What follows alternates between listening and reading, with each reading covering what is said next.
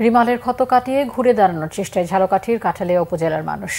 ভাঙা ঘরবাড়ি মেরামতে উপায় দেখছে না অনেকে। ব্যাপক ক্ষতি হয়েছে কাঁচা পাকা সড়ক ও ফসলের। চরম সংকট চলছে বিশুদ্ধ পানির। বেড়িবাঁধ ভেঙে যাওয়ায় আতঙ্কে বিষখালী নদী তীরবর্তীরা। ক্ষতিগ্রস্ত অবকাঠামো দ্রুত নির্মাণ এবং ক্ষতিগ্রস্তদের সহায়তার আশ্বাস দিয়েছেন উপজেলা নির্বাহী কর্মকর্তা। ঝালকাঠির প্রতিনিধি মোহাম্মদ মাসুদুল আলমের তথ্য ছবি নিয়ে ডেস্ক রিপোর্ট। চারদিকে ঘূর্ণিঝড় রিমালের ধ্বংসলীলা, বিধ্বস্ত ঘরবাড়ি, উপড়ে পড়া গাছপালা, তলিয়ে আছে অনেক এলাকা। ঝালকাঠির কাঠালিয়ায় তলিয়ে থেকে পচে যাচ্ছে শত শত একর জমির রবি ফসল ও রোপা আমন। উপজেলা কৃষি কর্মকর্তা জানান 2000 হেক্টরের বেশি জমির ফসল নষ্ট হয়েছে। এছাড়া এখনো বসত ঘরে ফিরতে পারেননি অনেকে। ভেসে গেছে 1800 পুকুরের মাছ।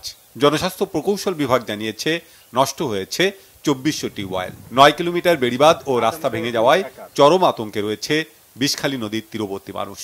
3টে গাছ পরে আমাগো ঘর ভাঙ্গেছে, ঠিক আছে, আমরা মৃত্যুর হাত থেকে আমরা বাঁচছি। সব পচিয়া নষ্ট হয়ে গেছে, আমরা খুব ক্ষতিগ্রস্ত হয়েছি। এখানে অনেক কৃষকই পথে বসার অবস্থায়। 600 কলা গাছ লাগানো, সব গাছই কলা ধরছে, সব গাছগুলো ভেঙে গেছে, গুলে গেছে, পুকুর মেয়ে ফুরিয়ে গেছে।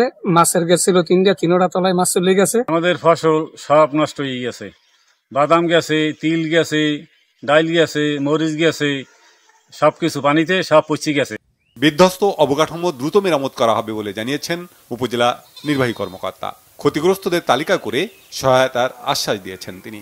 কৃষি, মৎস্য, প্রাণী সম্পদ সহ রাস্তাঘাট এবং অবকাঠামোগত ব্যাপক ক্ষয়ক্ষতির সম্মুখীন মানুষ হয়েছে।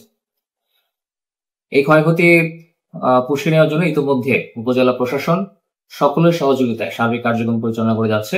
ইতিমধ্যে আমরা সকল ধরনের গাছ কেটে রাস্তা পরিষ্কার করেছি এবং যাতায়াত ব্যবস্থাকে স্বাভাবিক করতে পেরেছি।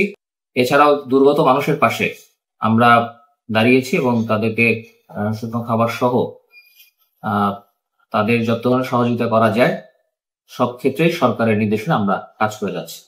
দুর্গত এলাকায় টিউবওয়েল ডুবে থাকায় বিশুদ্ধ পানির তীব্র সংকট দেখা দিয়েছে। কাজ না থাকায় চরম কষ্টে খেটে খাওয়া মানুষ। Bangla vision news desk.